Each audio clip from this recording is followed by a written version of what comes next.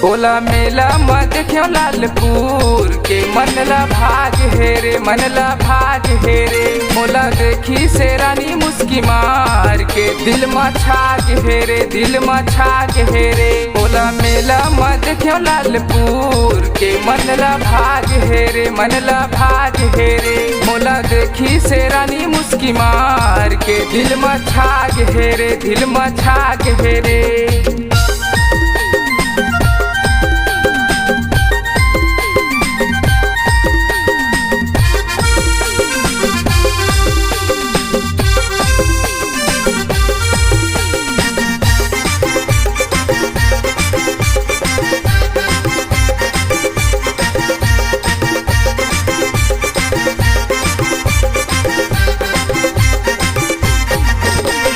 भूरी भूरी बाल ओकर रसगुल्ला काल छीन भर मा कर डारिस मोला कंगाल।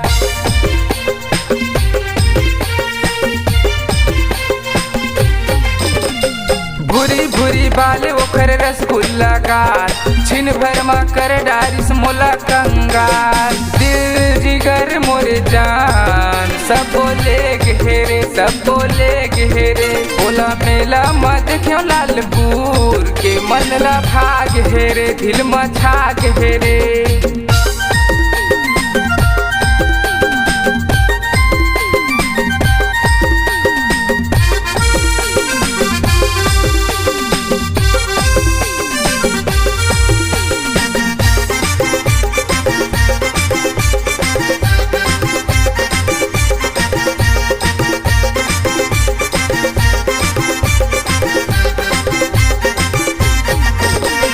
पियर रंग कुर्ती यौ पहने जींस टॉप छीन भर मा बैहा मजनू बना डरिस आज।